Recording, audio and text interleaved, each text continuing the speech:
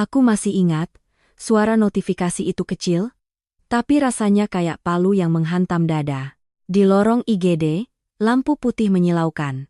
Bau obat menusuk hidung, dan aku, Dewi, berdiri kaku sambil menatap pintu ruang tindakan yang tertutup rapat. Suamiku, Ardi, baru saja dibawa masuk setelah kecelakaan. Darah di bajunya masih membekas di telapak tanganku. Aku pengin menangis. Tapi air mata terasa seperti kemewahan yang nggak boleh aku ambil sekarang. Lalu HP Ardi bergetar di saku jaketnya. Sekali. Dua kali. Aku tarik, layar menyala. Satu pesan baru, dari nomor Ardi sendiri. Pesan yang terkirim beberapa menit sebelum kecelakaan. Aku baca pelan-pelan, takut salah lihat. Kalau aku kenapa-kenapa, tolong buka HP-ku, cari folder rumah. Jangan percaya siapapun dulu. Termasuk orang yang kamu pikir paling dekat. Aku menelan ludah.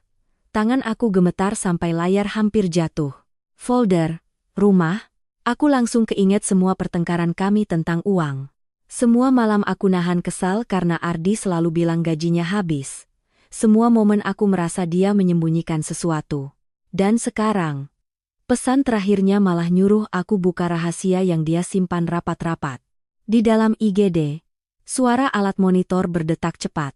Di luar, dunia aku ikut berdetak, lebih kencang dari biasanya.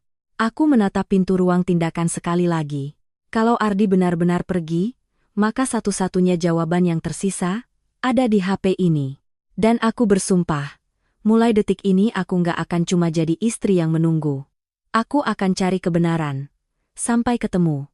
Aku duduk di kursi plastik yang dingin, punggungku menempel tapi rasanya tetap nggak ada tempat buat bersandar. Di depan pintu ruang tindakan, perawat keluar masuk, cepat, tanpa ekspresi. Mereka sudah biasa melihat keluarga panik. Tapi buatku, ini bukan kasus biasa. Ini hidupku. Bu Dewi? Seorang dokter pria berkacamata memanggil. Suaranya datar, tapi matanya serius. Kondisi suami ibu cukup berat. Ada pendarahan dalam. Kami akan bawa ke ruang operasi. Ibu harus tanda tangan persetujuan. Kalimat itu seperti menampar. Operasi terdengar seperti kata yang bisa mengubah semua hal dalam 1 detik. Tanganku otomatis menerima map. Ballpoint terasa licin, keringatku bikin jari nggak nempel. Aku tanda tangan, tapi pikiranku melayang, kacau, seolah aku menulis namaku di atas garis yang memisahkan masih ada dan sudah tidak. Aku ingin bertanya 1000 hal. Dia bakal selamat enggak? Berapa lama? Kenapa bisa separah ini? Tapi mulutku cuma keluar satu kalimat, lirih, bodoh. Dok? Saya boleh lihat dia sebentar? Dokter menggeleng pelan. Maaf, Bu. Kami harus cepat. Pintu tertutup lagi. Suara roda ranjang menghilang. Dan untuk pertama kalinya malam itu, aku sadar. Aku sendirian di sini. Benar-benar sendirian. Teleponku bergetar. Kakakku, Lina. Aku Otevu, Vi. Kamu di mana? Kamu nggak apa-apa. Aku ingin bilang aku baik-baik saja, tapi itu bohong. Aku di IGD, Ardi kecelakaan. Di ujung sana, Lina langsung panik. Ya Allah. Kamu jangan ngapa-ngapain dulu ya, tunggu aku. Jangan percaya orang-orang di sana, aku takut ada yang...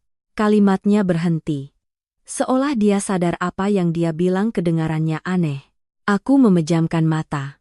Pesan Ardi tadi kembali terulang dalam kepala. Jangan percaya siapapun dulu, termasuk orang yang kamu pikir paling dekat. Aku menatap HP Ardi yang ada di tanganku.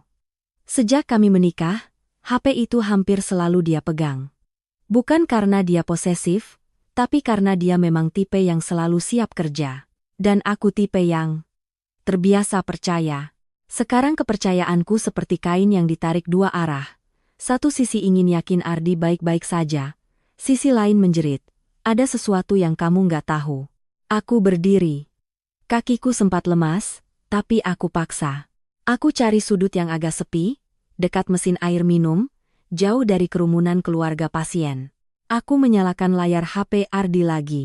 Layar terkunci. Aku menahan napas. Biasanya aku tahu pinnya. Tanggal ulang tahun anak pertama kami. Tapi tanganku berhenti sebelum menekan angka. Untuk pertama kali, aku ragu. Bukan karena takut ketahuan Ardi sedang berjuang hidup di balik pintu itu, tapi karena takut apa yang akan aku temukan. Aku menarik napas dalam-dalam, lalu memasukkan pin. Salah. Aku terdiam. Jantungku memukul keras. Aku coba lagi. Ulang tahun pernikahan kami. Salah. 3 kali salah. HP akan terkunci lebih lama. Tanganku mulai dingin. Ardi, kamu ganti pin? Bisikku, setengah marah, setengah putus asa. Tiba-tiba, aku ingat sesuatu. Pagi tadi, sebelum dia berangkat kerja, dia sempat memelukku dari belakang. Tidak biasa. Lama.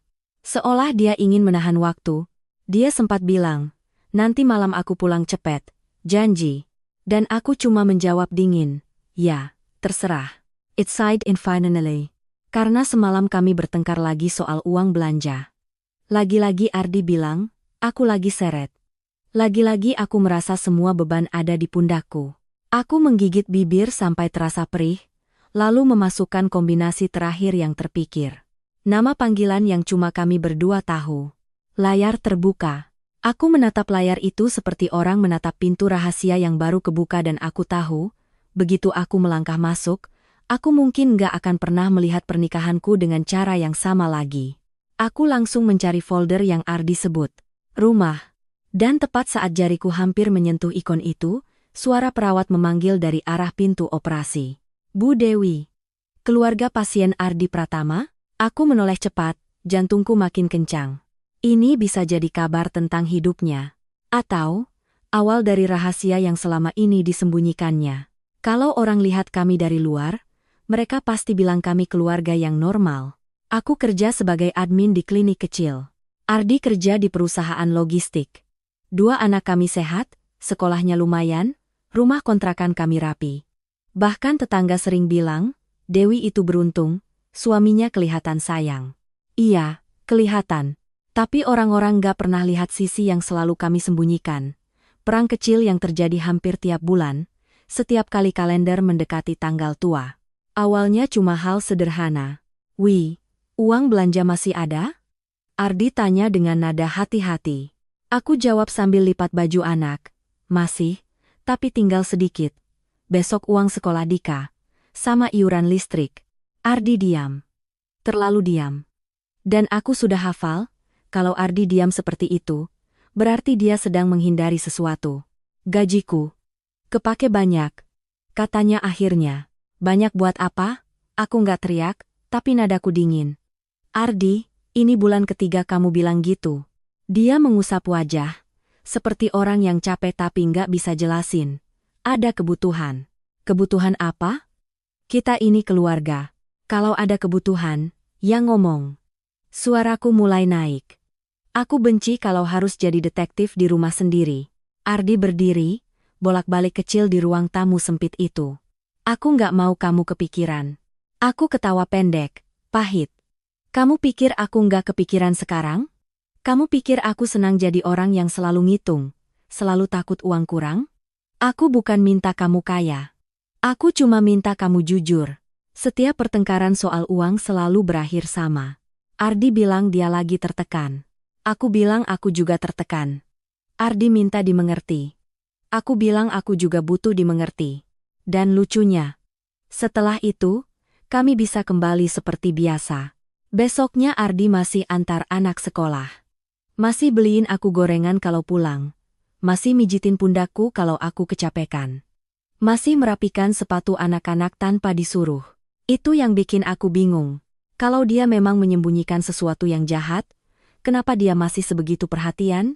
Tapi kalau dia baik, kenapa dia selalu menghindari satu hal yang paling penting dalam rumah tangga? Keterbukaan? Aku ingat malam itu, pertengkaran paling parah kami. Kira-kira 2 minggu lalu. Aku baru pulang kerja, badan pegal, kepala pusing karena pasien di klinik ramai. Aku lihat anak-anak makan mie instan. Mama. Dika langsung berdiri. Ayah bilang nanti lauknya besok. Encore sale. Ilen duli. Aku langsung masuk dapur. Buka kulkas. Kosong. Bahkan telur pun gak ada. Dan saat itu, sesuatu dalam diriku patah. Ardi masuk dari kamar, masih pakai kaos rumah. Kamu udah pulang? Aku menatapnya. Ardi. Kamu ngasih anak mie instan lagi? Dia menghela napas. Wih, sabar. Besok aku belanja. Besok, besok, besok. Aku membanting pintu kulkas sampai bunyinya keras. Anak-anak langsung diam. Kamu sadar nggak sih? Aku capek. Aku capek jadi orang yang selalu nge-cover semua. Aku capek nahan malu kalau ibu-ibu sekolah nanya kenapa aku telat bayar. Ardi menatapku, matanya merah tapi bukan marah, lebih seperti orang yang menahan sesuatu. Jangan teriak depan anak-anak, katanya pelan. Itu kalimat yang salah. Karena saat aku sudah meledak, aku nggak butuh diatur. Aku butuh dipeluk, tapi yang keluar justru perintah. Aku menunjuk wajahnya. Kamu jangan ngatur aku, Ardi. Yang harusnya kamu lakukan itu jawab, kemana uang kamu? Kemana gaji kamu?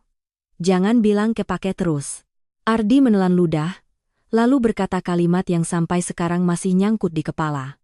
Kalau aku jujur, kamu mungkin malah benci aku. Aku membeku. Maksud kamu apa? Dia berpaling. Enggak apa-apa. Lupakan. Lupakan. Itu cara Ardi menutup semua hal. Dan malam itu, aku tidur membelakangi dia. Ardi juga diam, tapi aku dengar napasnya berat. Seolah dia menahan sesuatu yang mau pecah dari dada. Pagi besoknya, dia bangun lebih awal. Bikin teh untukku, taruh di meja. Maaf ya, katanya pelan. Aku tidak menjawab. Bukan karena aku nggak sayang. Tapi karena aku takut, kalau aku lembek, semuanya akan terus berulang. Kami bertahan 12 tahun dengan pola itu. Bertengkar, diam, baikan, bertengkar, diam, baikan. Dan sekarang, di lorong IGD yang dingin ini, aku memegang HP Ardi, dengan pesan terakhir yang jelas-jelas bilang ada rahasia besar. Aku mulai bertanya pada diriku sendiri. Selama 12 tahun aku jadi istri Ardi. Apa aku benar-benar mengenal suamiku? Aku kembali menatap layar HP Ardi. Jantungku masih nggak stabil, baru saja dokter memanggil namaku, memberi info singkat bahwa Ardi sudah masuk ruang operasi, lalu menyuruhku menunggu. Menunggu. Kata itu seperti hukuman. Aku duduk lagi, tapi kali ini aku nggak bisa diam. Pesan Ardi masih terbuka di pikiranku, jelas, menekan seperti paku. Aku kenapa-kenapa, buka HP-ku. Cari folder rumah. Aku menelan ludah, lalu membuka menu file manager di HP-nya.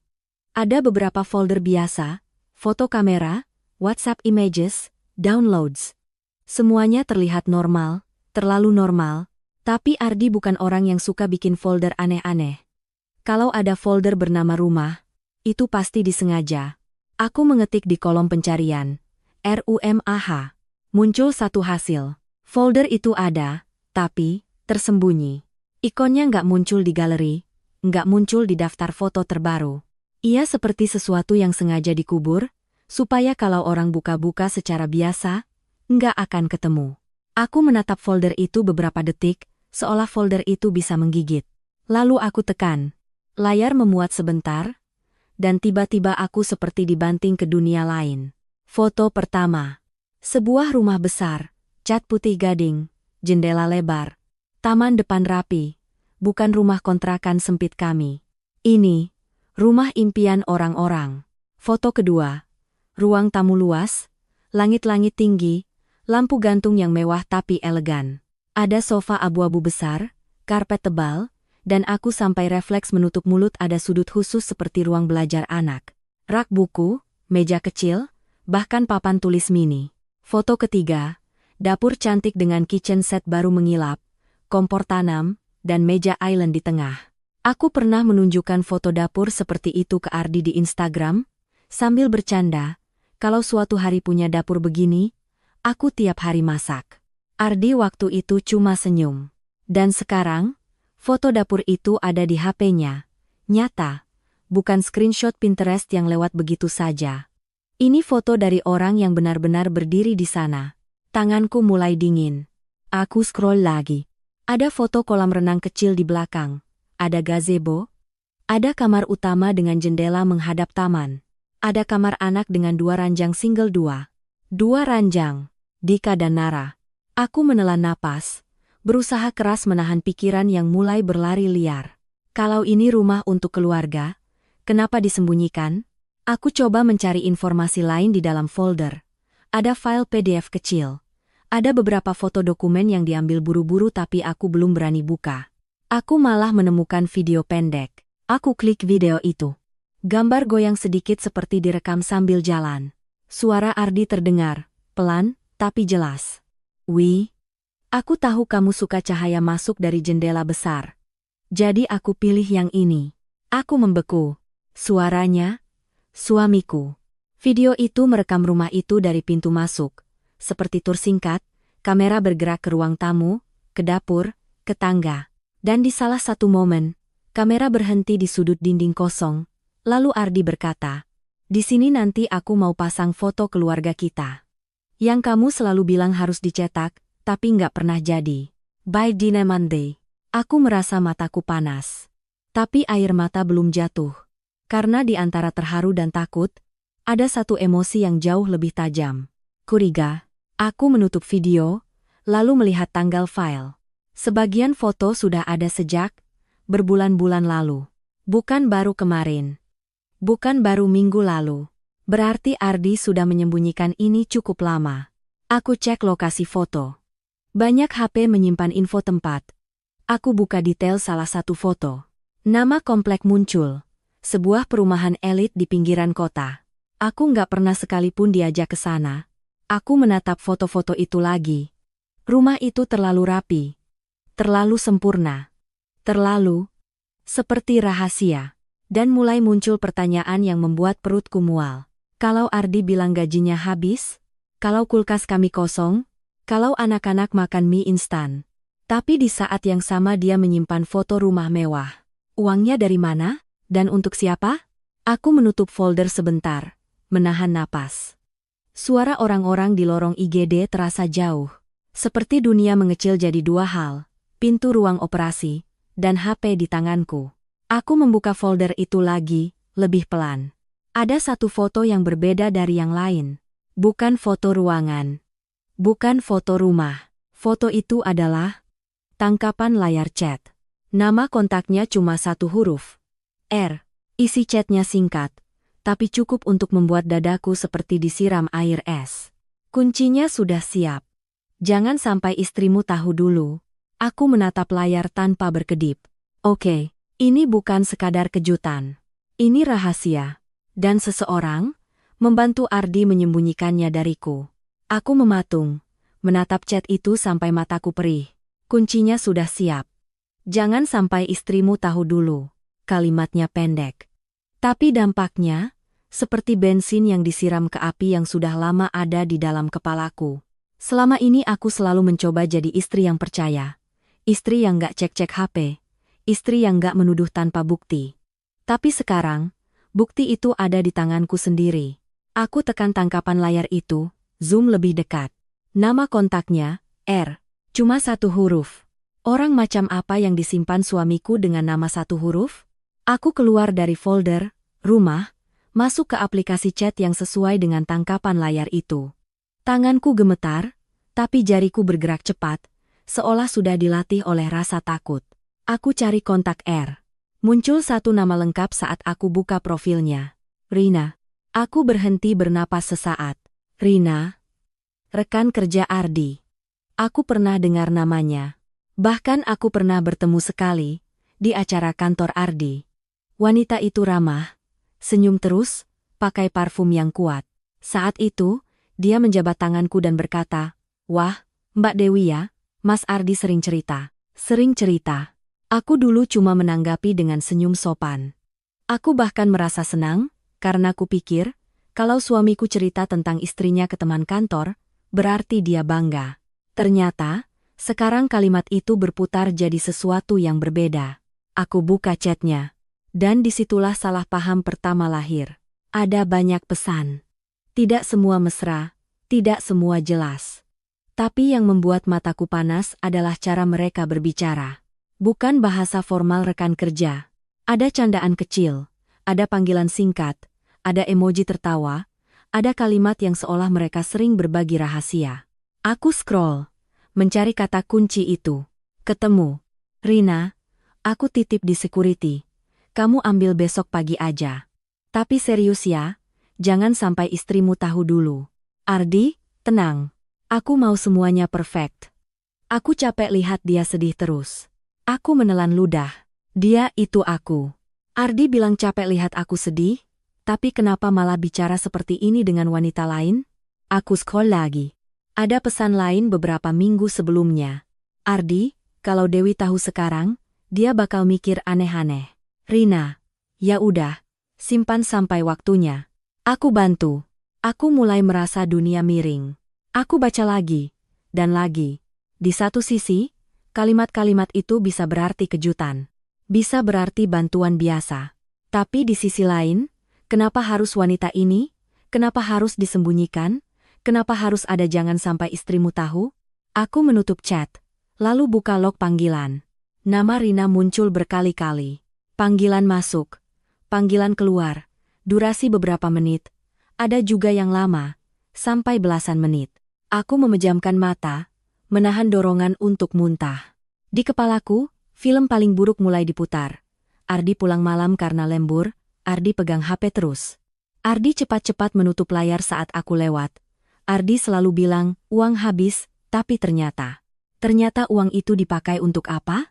Untuk siapa? Tanganku mengepal. Aku menatap pintu ruang operasi dari jauh. Aku ingin lari ke sana, menghantam pintunya, teriak, Ardi, kamu bohong apa lagi? Tapi aku nggak bisa. Aku cuma bisa berdiri di lorong itu, dihantam rasa bersalah karena dia sedang berjuang hidup, tapi aku sedang membenci dia. Dan di tengah kebencian itu, ada rasa takut yang lebih besar. Bagaimana kalau selama 12 tahun, aku cuma jadi wanita yang dibohongi dengan rapi? Tiba-tiba, HP Ardi bergetar lagi. Kali ini bukan pesan masuk, tapi notifikasi email. Subjeknya, konfirmasi serah terima unit Blok D, 12. Aku menatap notifikasi itu tajam. Unit, Blok, serah terima. Enqueren daras. Ini jelas bukan sekadar obrolan iseng. Aku klik. Dan saat email itu terbuka, satu nama perusahaan developer muncul besar-besar di layar, lengkap dengan alamat rumah yang sama seperti di foto. Bawahnya ada satu dokumen lampiran. Nama filenya membuat dadaku serasa jatuh ke lantai. Akta, jual, beli, di, 12, Dewi, Sari.pdf. Namaku ada di sana. Tapi kenapa aku sama sekali tidak tahu? Dan kenapa Rina jadi orang yang memegang kunci? Aku menutup mulut, menahan tangis yang akhirnya pecah dalam diam. Aku marah, aku terluka. Tapi yang paling menakutkan, aku mulai sadar. Aku mungkin salah menuduh. Atau aku mungkin baru menyentuh permukaan kebohongan yang jauh lebih dalam. Aku menatap nama sendiri di file itu sampai mataku buram. Akta, jual, beli, Dewi, Sari. Kalau ini benar, berarti rumah itu atas namaku. Tapi bagaimana bisa? Aku tidak pernah tanda tangan. Tidak pernah datang ke notaris. Tidak pernah lihat dokumennya. Bahkan aku tidak pernah menjejakkan kaki di rumah itu. Jantungku berdebar lebih cepat, bukan cuma karena marah tapi karena otakku mulai menyusun dua kemungkinan yang sama-sama mengerikan. Kemungkinan pertama, Ardi benar-benar menipuku, dan namaku dipakai begitu saja. Kemungkinan kedua, Ardi berencana memberi kejutan besar, tapi caranya membuatku merasa dikhianati. Aku menelan ludah, lalu membuka lampiran PDF itu. Di halaman awal, ada logo notaris. Ada detail unit, blok, luas bangunan, dan di bawahnya, tertulis jelas, pihak pembeli, Dewi Sari. Aku scroll cepat mencari tanda tanganku. Tidak ada. Yang ada, tanda tangan Ardi. Sebagai kuasa. Kuasa? Aku menahan napas. Aku pernah menandatangani surat kuasa beberapa tahun lalu bukan untuk rumah, tapi untuk urusan administrasi bank. Waktu Ardi bilang butuh mengurus sesuatu supaya lebih gampang. Aku bahkan tidak membaca detailnya karena saat itu aku percaya. Aku merasa darah di wajahku hilang. Ardi, bisikku. Kamu pakai itu buat ini? Tanganku mulai bergetar lagi. Tapi kali ini bukan cuma takut. Ada sesuatu yang lain, sesuatu yang nyaris seperti rasa bersalah. Karena kalau benar Ardi melakukan ini untuk membelikan rumah atas namaku, berarti selama ini, Saat aku mengira dia pelit, mengira dia bohong, mengira dia main perempuan, dia diam-diam membangun sesuatu untuk keluarganya. Aku menutup dokumen, lalu kembali ke email. Ada detail jadwal serah terima, tanggal, jam, lokasi marketing galeri, dan ada catatan kecil di bawah, seperti pesan dari staf developer. Mohon konfirmasi kehadiran Bapak Ardi, kuasa. Kunci unit sudah disiapkan, kunci. Dan disitulah nama Rina kembali muncul seperti duri. Kenapa Rina memegang kunci? Aku buka chat Ardi dengan Rina lagi, tapi kali ini aku tidak membaca dengan kacamata istri yang dikhianati. Aku membaca sebagai perempuan yang sedang mencari kebenaran. Aku cari kata-kata yang sebelumnya terasa mesra. Aku baca ulang tanpa emosi dulu. Rina, aku titip di security. Kamu ambil besok pagi aja. Ardi, tenang. Aku mau semuanya perfect. Aku capek lihat dia sedih terus. Kalimat itu tidak terdengar seperti pria yang sedang selingkuh. Itu terdengar seperti pria yang sedang menyiapkan kejutan, tapi takut salah langkah. Aku scroll lebih atas, menemukan percakapan yang sebelumnya aku lewatkan karena terlalu fokus pada jangan sampai istrimu tahu. Ardi, aku mau kasih dia rumah Rin. Tapi aku takut dia salah paham. Rina. Ya wajar. Kamu dari dulu nggak pernah cerita. Tapi aku yakin dia bakal nangis bahagia. Ardi. Aku pengin anniversary ke-15 jadi momen yang dia ingat seumur hidup. Aku menutup mulut. Anniversary ke-15 kami, masih 3 bulan lagi. Jadi selama ini, Ardi menabung, berurusan dengan developer, menyiapkan rumah. Semuanya demi momen itu. Dan aku teringat kulkas kosong. Anak makan mie instan. Pertengkaran kami. Wajah Ardi yang selalu capek tapi tetap memaksakan senyum. Tiba-tiba semuanya berubah makna. Gajiku kepake banyak. Ada kebutuhan. Kalau aku jujur, kamu mungkin benci aku. Bukan karena dia melakukan hal buruk, tapi karena dia takut aku membenci caranya menyimpan rahasia. Aku menunduk, menatap layar HP yang sekarang terasa berat seperti batu. Di lorong itu, aku ingin menangis bukan karena marah, tapi karena aku baru sadar, mungkin ada cinta besar yang selama ini aku injak-injak dengan prasangka. Tapi rasa lega itu belum sempat utuh, karena satu pertanyaan masih menusuk tajam. Kalau ini rumah untukku, kenapa pesannya bilang, jangan percaya siapapun dulu, termasuk orang yang kamu pikir paling dekat? Kalimat itu bukan kalimat pria yang cuma menyiapkan kejutan. Kalimat itu seperti peringatan. Seperti ada sesuatu yang berbahaya di balik rumah impian ini. Dan saat aku sedang memikirkan itu, Lina akhirnya datang, napasnya ngos-ngosan, wajahnya panik. Dia memelukku kencang. Ya Allah, wih, gimana Ardi? Aku menelan ludah. Aku ingin cerita semuanya, tapi pesan Ardi terngiang lagi. Jangan percaya siapapun dulu. Aku menatap kakakku, orang yang paling dekat denganku sejak kecil. Dan untuk pertama kalinya dalam hidupku, aku ragu. Pelukan Lina hangat, tapi pikiranku dingin. Aku membalas pelukannya seperlunya, lalu mundur sedikit. Dia masih operasi, jawabku pelan. Aku berusaha terdengar normal, padahal di dalam kepalaku ada ribuan suara yang saling tabrakan. Lina menatapku. Matanya berkaca-kaca. Kamu udah hubungi orang kantor Ardi? Atau keluarganya? Aku hampir mengangguk.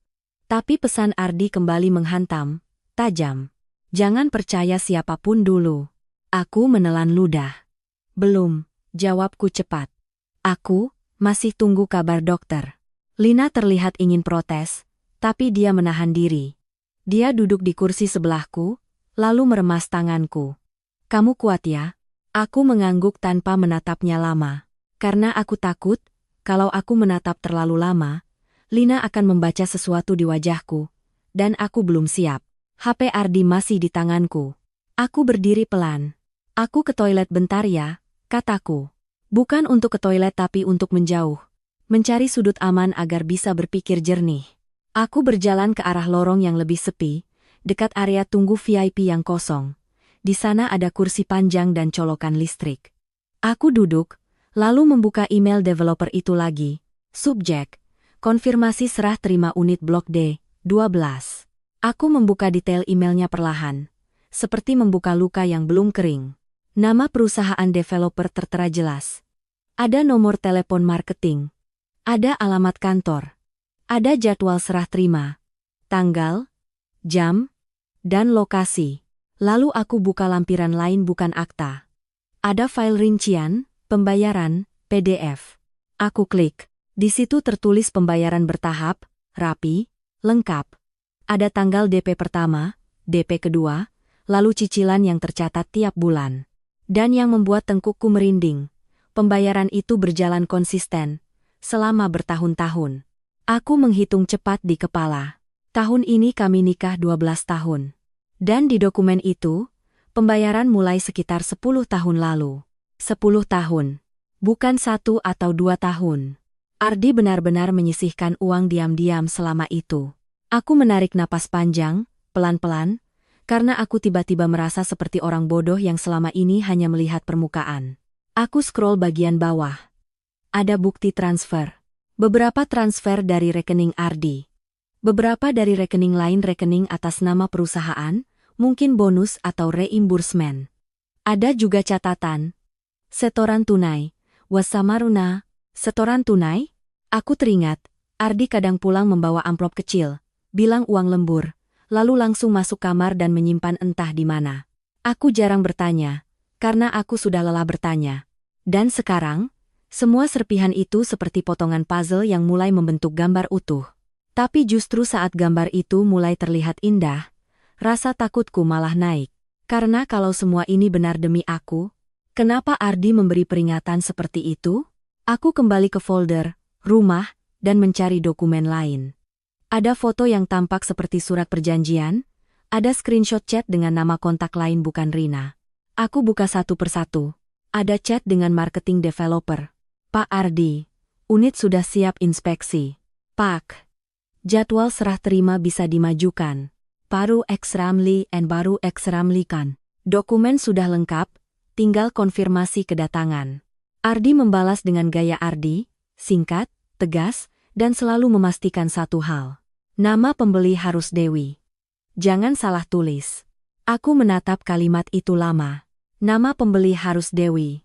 Di dadaku, ada sesuatu yang menghangat, tapi hangat itu bercampur perih. Karena tiba-tiba aku ingat semua kata-kataku yang kasar saat kami bertengkar. Kamu bohong. Kamu pelit. Kamu nggak mikirin keluarga. Endo samdrai. Agrobari. Kalau Ardi selamat, aku harus minta maaf. Bukan sekadar maaf, biasa. Aku harus benar-benar menebus. Tapi sebelum perasaan itu selesai, aku menemukan satu file terakhir yang membuat bulu kudukku berdiri. Namanya, catatan, PDF. Aku buka. Isinya bukan dokumen resmi. Itu seperti catatan pribadi tulisan singkat. Poin-poin. Rencana. Anniversary 15. Kasih kunci plus surat. Bilang ke Dewi, ini untuk kamu, bukan untuk membuktikan apa-apa. Jangan lewat Lina. Enkoren kando san guru. Enkoren kandoro. Jangan percaya kalau dia mulai aneh. Kalau terjadi apa-apa di jalan, Dewi harus tahu akses rumah. Aku membeku. Jangan lewat Lina. Di situ tertulis jelas. Aku membaca ulang, yakin aku tidak salah. Kenapa tidak lewat Lina? Lina kakakku. Orang yang selalu membantu, orang yang sering aku jadikan tempat cerita saat Ardi dan aku bertengkar. Aku menelan ludah, tiba-tiba merasa semua darah di tubuhku bergerak ke kepala. Lalu kalimat berikutnya lebih mengerikan. Jangan percaya kalau dia mulai aneh. Rina? Atau yang lain? Aku cepat membuka kontak lagi Rina. Tapi di catatan itu, Ardi tidak menulis nama lengkap. Hanya huruf. Seolah dia takut menuliskan nama sebenarnya. Aku memijat pelipis, mencoba berpikir logis. Oke, Devi. Fokus. Yang kamu punya sekarang. Satu rumah. Atas namamu. Dokumen pembayaran. Konsisten 10 tahun. Catatan Ardi yang menyebut, jangan lewat Lina. Dan peringatan, jangan percaya seseorang dekat. Itu berarti, ada orang di sekitar kami yang mungkin ikut campur. Orang yang mungkin tahu rumah ini dan bisa merusaknya. Aku menutup HP sebentar. menatap lantai yang mengkilap. Di luar sana, Lina sedang menungguku, tanpa tahu apa yang ada di tanganku. Dan untuk pertama kalinya, aku merasa dunia rumah tanggaku bukan cuma soal aku dan Ardi. Ada orang ketiga. Bukan selingkuhan. Tapi seseorang yang mungkin sudah lama bermain di belakang kami. Aku menarik napas, lalu berdiri. Aku harus kembali ke Lina dengan wajah normal. Aku harus pura-pura tidak tahu apa-apa. Sambil, pelan-pelan, aku mulai menyusun rencana. Karena kalau Ardi sampai berani menulis jangan lewat Lina, berarti bahaya itu lebih dekat daripada yang aku kira. Aku kembali ke kursi Lina dengan wajah yang kupaksa tenang. Aku duduk, mengangguk ke arah kakakku, seolah barusan cuma ke toilet.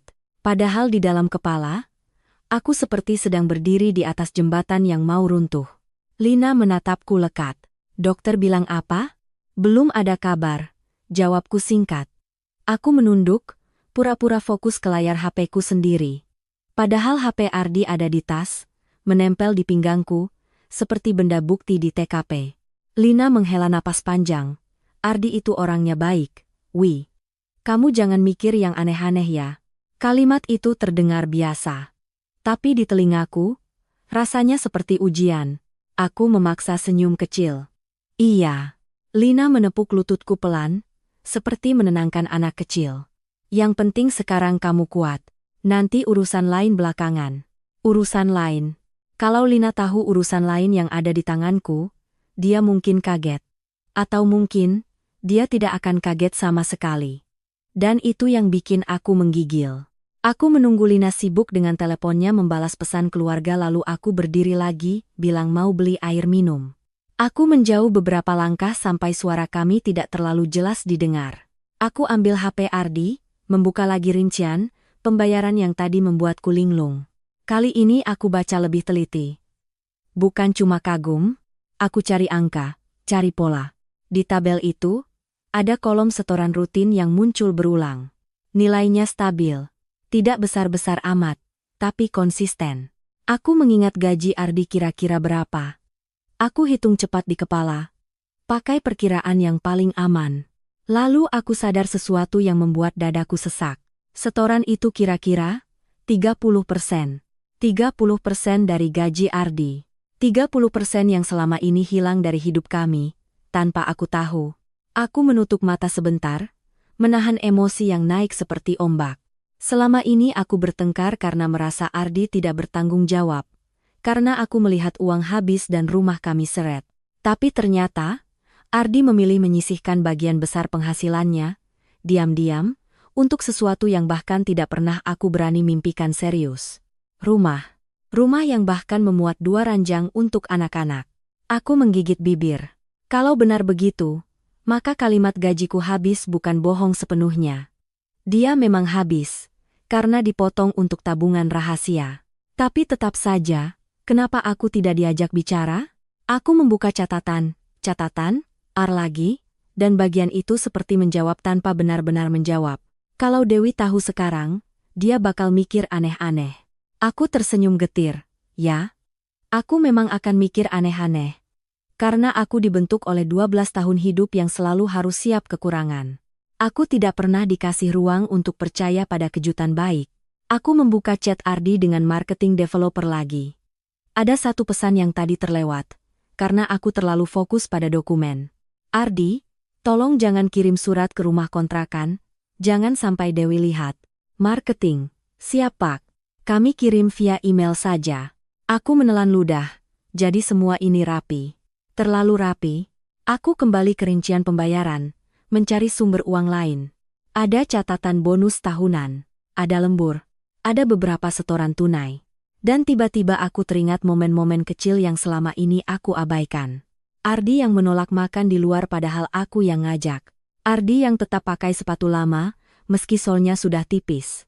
Ardi yang kalau pulang bawa snack buat anak-anak, tapi dia sendiri tidak beli rokok lagi padahal dulu dia perokok ringan. Ardi yang setiap aku bilang, kamu nggak capek? Dia selalu jawab, capek enggak apa-apa, yang penting rumah. Ikare sare Mariza. Aku dulu mengira rumah itu cuma berarti keluarga. Ternyata rumah itu benar-benar rumah. Aku menarik napas panjang. Di dadaku ada rasa hangat yang baru, rasa terharu. Tapi bersamaan dengan itu, ada rasa lain yang tidak kalah kuat, rasa takut. Karena kalau Ardi selama ini menyisihkan 30% dan merahasiakan, berarti dia punya alasan kuat untuk tidak mengajak aku. Dan catatan itu menyebut Lina. Jangan lewat Lina. Aku memandang ke arah kakakku dari jauh. Lina masih duduk, sibuk mengetik, wajahnya terlihat peduli. Tapi sekarang, aku tidak bisa melihatnya dengan cara yang sama. Aku tidak ingin menuduh tanpa bukti. Aku juga tidak mau jadi Dewi yang lama yang cuma meledak, lalu menyesal. Jadi aku membuat keputusan kecil, tapi tegas. Mulai sekarang, aku akan bertindak pelan, rapi, dan cerdas. Aku akan cari tahu kenapa Ardi menulis kalimat itu. Aku akan pastikan rumah itu aman. Dan aku akan cari siapa orang dekat yang Ardi maksud, sebelum orang itu sempat merusak semuanya. Karena kalau Ardi sampai kecelakaan dalam perjalanan menuju rencana besarnya, mungkin ini bukan cuma soal kejutan. Mungkin ada seseorang yang tidak ingin aku punya rumah itu. Dan aku tidak akan membiarkan siapapun mengambilnya. Aku tidak boleh gegabah. Kalau Ardi sampai menulis jangan lewat Lina, berarti ada alasan, dan alasan itu bisa jadi, bukan hal kecil. Aku kembali duduk di samping Lina, lalu berkata dengan nada selembut mungkin, "Kak, aku mau ke minimarket depan bentar ya. Aku butuh charger sama air hangat." Lina langsung berdiri. Aku ikut. Jantungku nyaris berhenti. Aku memaksa senyum. "Nggak usah, Kak. Kamu capek.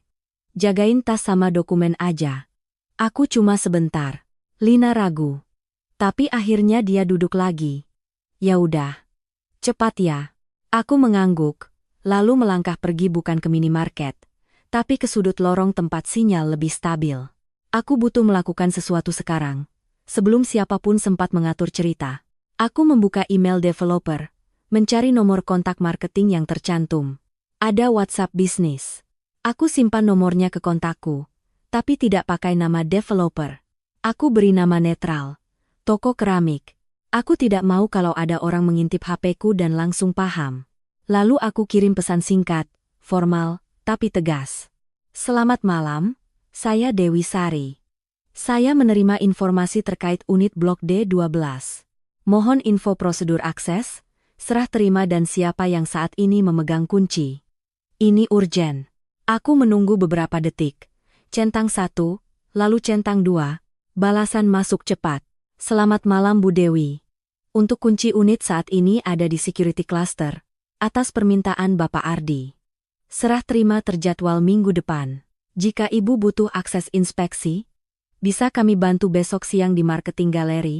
Aku menatap balasan itu tajam. Kunci ada di security cluster. Berarti bukan di tangan Rina secara langsung atau setidaknya, sekarang tidak. Aku mengetik lagi. Siapa yang bisa mengambil kunci dari security? Apakah ada pihak lain selain saya Ardi? Balasan. Biasanya hanya pemilik, kuasa yang terdaftar, Bu. Namun security bisa memberi akses jika ada konfirmasi dari pihak marketing atau jika membawa dokumen identitas sesuai data. Aku menarik napas. Oke, ini celah. Kalau ada orang yang punya hubungan dengan marketing, atau punya dokumen, dia bisa akses. Dan tiba-tiba, catatan Ardi terasa makin berat. Jangan percaya kalau dia mulai aneh. Aku membuka kembali folder rumah, mencari dokumen identitas yang mungkin disimpan. Di situ ada foto KTP Ardi. Ada foto KTP-ku entah kapan dia memotretnya. Ada foto surat kuasa lama yang pernah kutandatangani. Aku menahan emosi. Ini benar-benar rapi. Ardi sudah menyiapkan semuanya. Dia bahkan menyiapkan kalau terjadi apa-apa.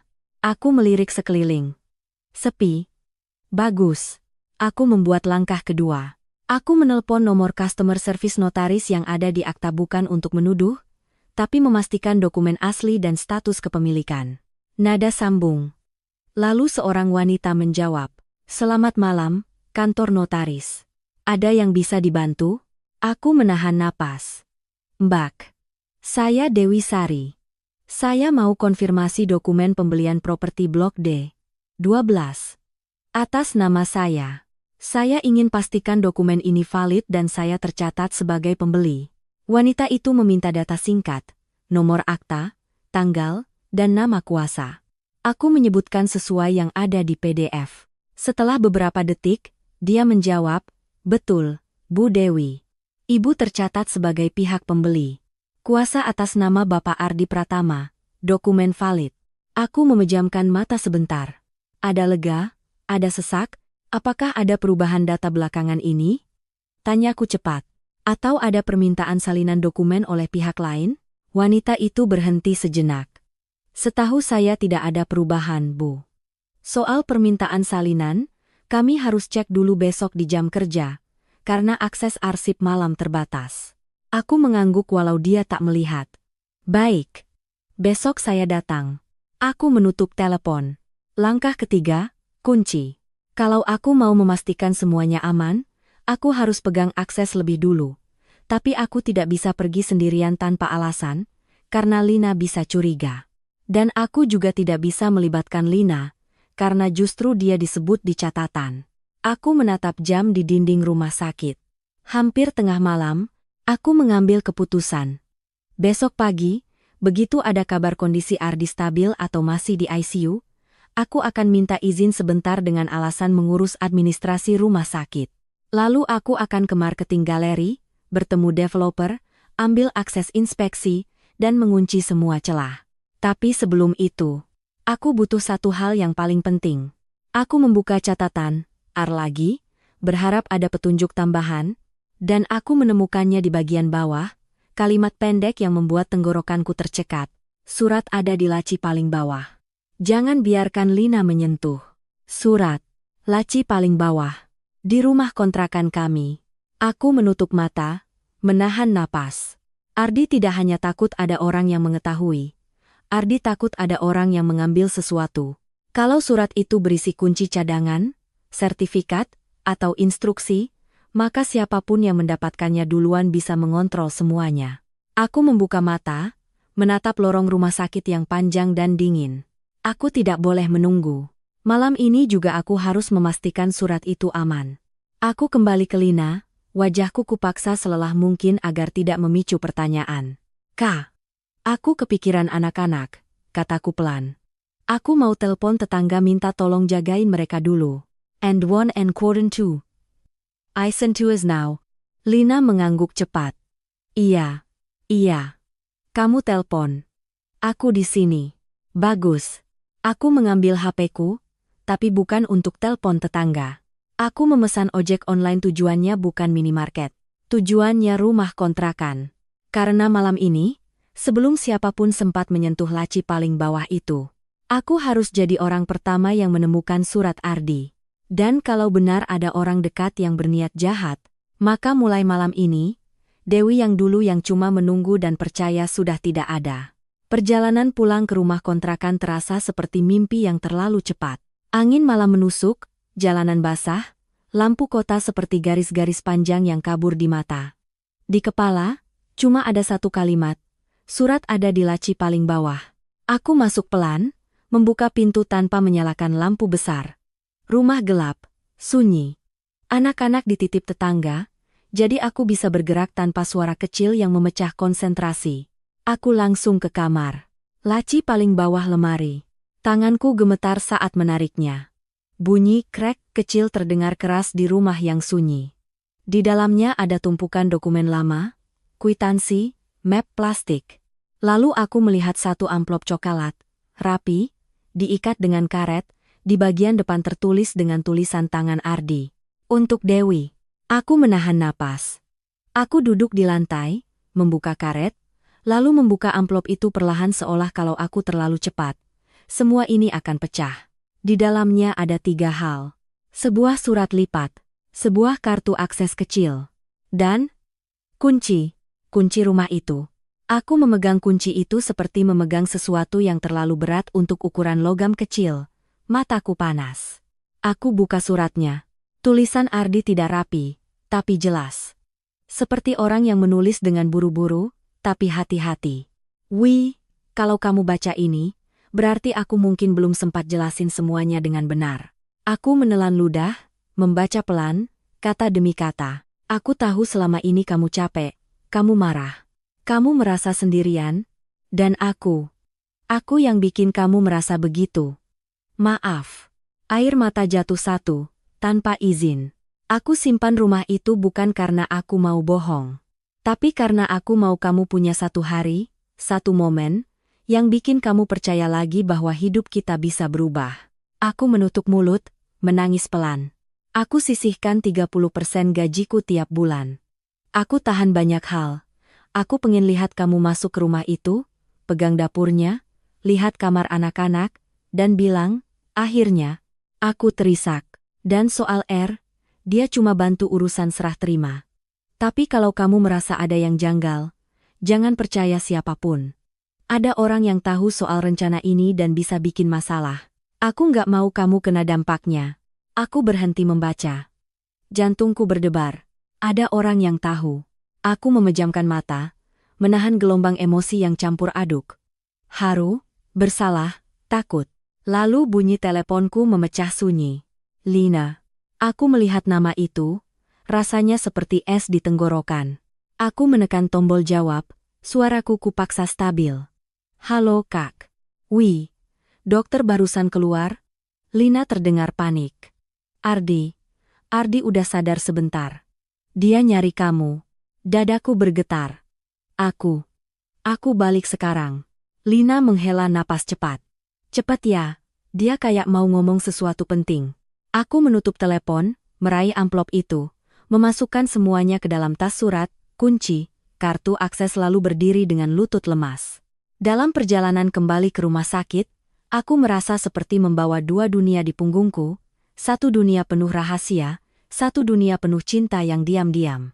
Aku tiba di rumah sakit hampir tanpa sadar bagaimana caranya. Lorong ICU lebih dingin dari IGD, lampu lebih redup, suara lebih pelan, tapi justru itu membuat setiap detak jantung terasa lebih keras. Lina menyambutku di depan pintu ICU. Dia baru boleh ditengok sebentar, bisiknya. Aku menatap kakakku sejenak. Ada dorongan untuk bertanya, Kak, kamu tahu apa? Tapi aku menahan. Belum sekarang.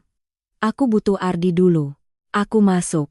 Ardi terbaring, wajahnya pucat, ada selang, ada alat monitor, tapi matanya terbuka, menatapku. Begitu dia melihatku, bola matanya bergetar seperti menahan sesuatu yang berat. Wih, suaranya serak.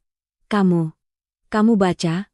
Aku berjalan cepat ke sisi ranjang, menggenggam tangannya yang dingin, tanganku gemetar. Iya, jawabku pelan. Aku baca. Ismara Jiaralia. Ardi menutup mata sebentar, lalu membuka lagi, menatapku dengan campuran takut dan lega. Maaf, katanya, suaranya hampir tak terdengar. Aku cuma mau kamu bahagia. Kalimat itu seperti mematahkan pertahanan terakhirku.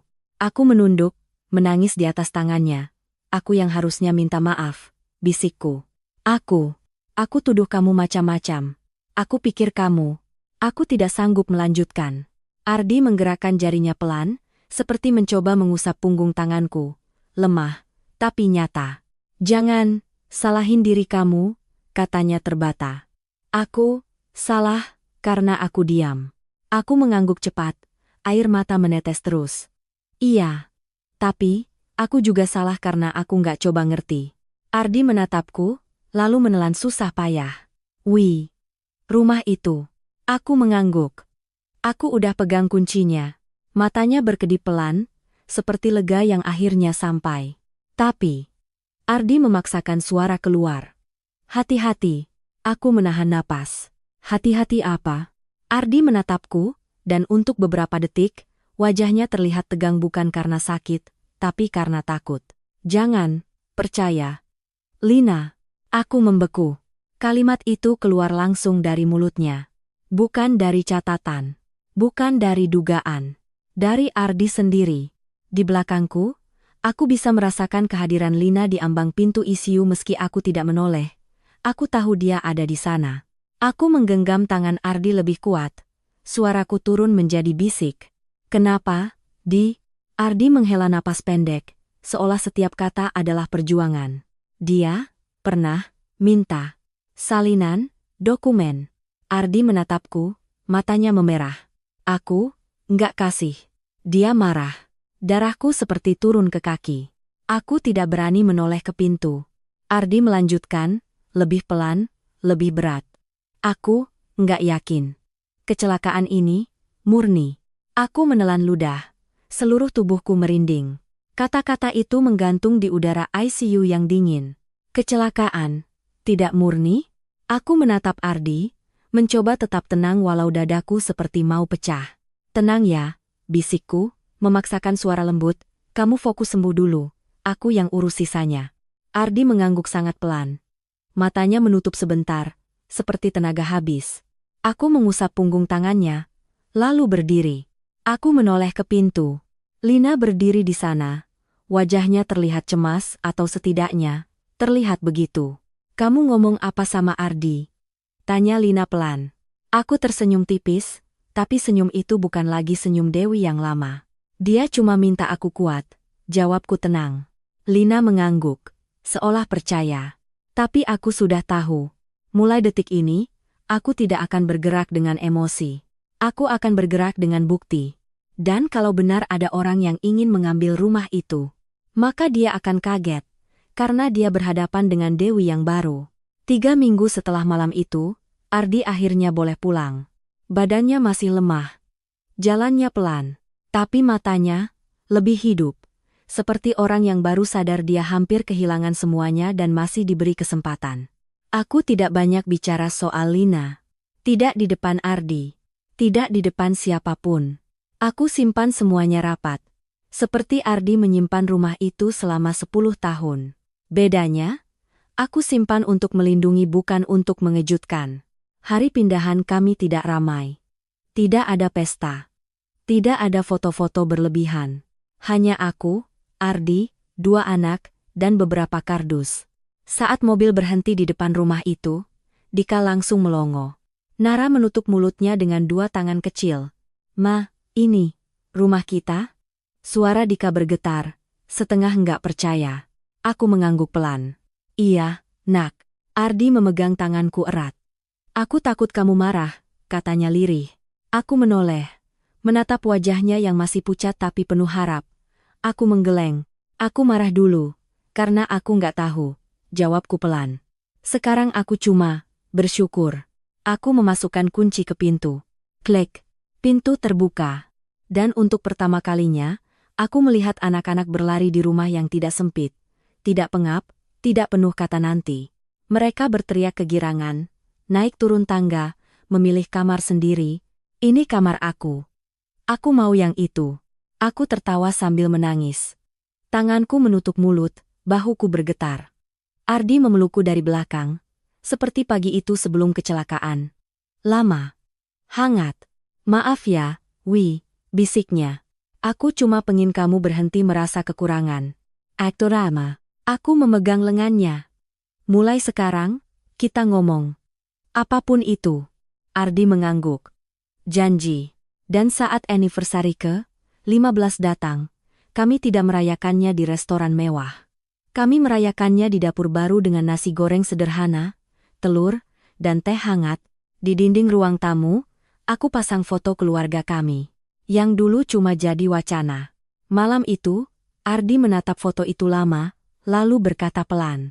Akhirnya, aku menatap rumah ini taman kecil, kamar anak-anak, cahaya yang masuk dari jendela besar dan aku menjawab dengan suara yang lebih pelan, tapi lebih dalam. Iya, akhirnya. Kadang, orang yang paling sayang sama kita, bukan yang paling pintar ngomong.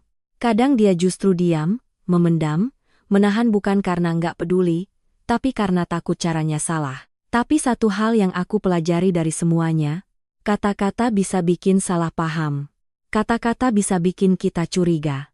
Tapi aksi, nggak bisa bohong terlalu lama.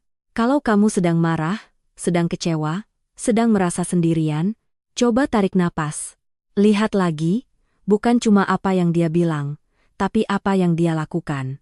Karena bisa jadi, di balik diamnya, ada perjuangan yang selama ini nggak kamu lihat. Dan malam itu, di rumah baru kami, aku akhirnya percaya, bahagia itu bukan selalu soal hidup yang mewah, tapi soal 2 orang yang memilih jujur, sebelum terlambat.